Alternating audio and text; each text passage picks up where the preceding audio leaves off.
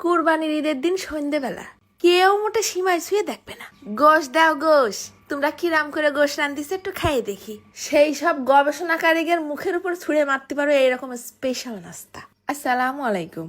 তার দোকানদারের কাছ থেকে কয়ে বলে নিয়ে আইসি 1 কেজির এক থান ধরা গোশ। দেবে না মোটে।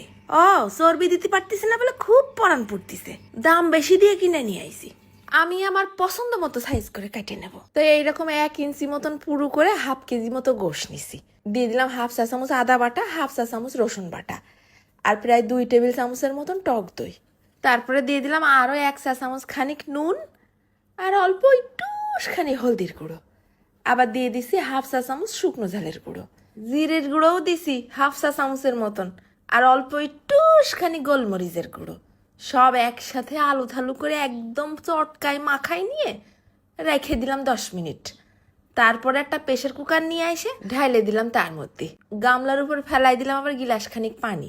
গামলাটা ধুয়ে দিছি, আরো অল্প একটুখানি পানি দিছি যেন গোশটা ডুবু ডুবু হয়ে থাকে। বাসি দিয়ে নিয়ে আসি 3টে সাইডে। এইবার নিছি 1/2 চা চামচের মতন মৌরি, জিরে না কিন্তু মৌরি। তারপরে দিলাম 1/2 চা চামচ আস্ত ধইনে। এনাগের আয়ত খেচড়া করে বাইটে নেব যেন নিপিস না হয়।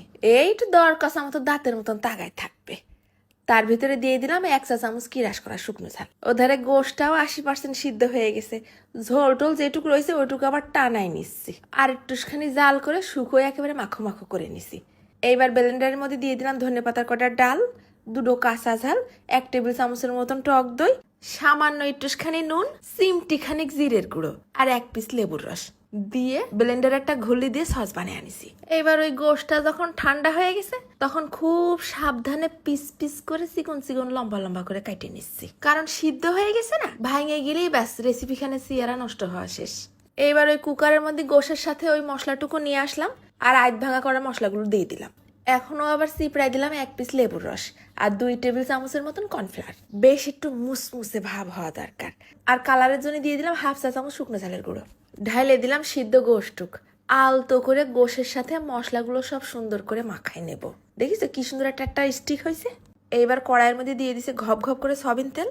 তেল গরম হয়ে আসলে ভাজার জন্য ফেলাই দেবো গোশগুলো। বেশি না, গোশ তো আগের থেকেই সিদ্ধ, 4-5 মিনিট ভেজে নিলেই হবে না। দেখিস কি একটা look, heavy tasty beef চাখারা।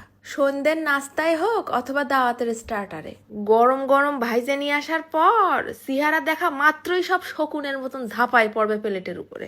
Sauce দিয়ে খাও নাকি শুধু খাও, হাত দিয়ে খাও নাকি পা দিয়ে খাও, মনে হবে না শুধু খাই আর খাই। গোশটা একেবারে পারফেক্ট সিদ্ধ হয়েছে, আর উপরটা একেবারে মুসমুসে ভাজা মশলাদার ঘিরান আসতেছে। সাথে কয়টা কাঁচা ঝাল ভাইজে নিছি, গোশের সাথে কুটকুট করে কামড় দিচ্ছি। আমি তো আবার ভাত উড়ে মানুষ, ভাত দিয়ে না খালি কোনো কিছু স্বাদ বুঝি না, তার বাদ যাবে কেন। তা মনে হচ্ছিল সাথে পাতলা ডাল হলে মনে হয় সেই হতো, তাই আবার তাড়াহুড়ো করে সালাদ করে নিলাম। ভাতের সাথে একটু সালাদ নিয়ে তার উপরে গোশটা একটু কাইটে ভরাই নিছি। ও তুলে দিছি গালে, এত মজা। ঈদের দিন যে বানাই খাবা, ভিডিওটা শেয়ার দিয়ে রাখো, পরে কিন্তু খুঁজে পাবা না। চলে যাচ্ছি, ধন্যবাদ।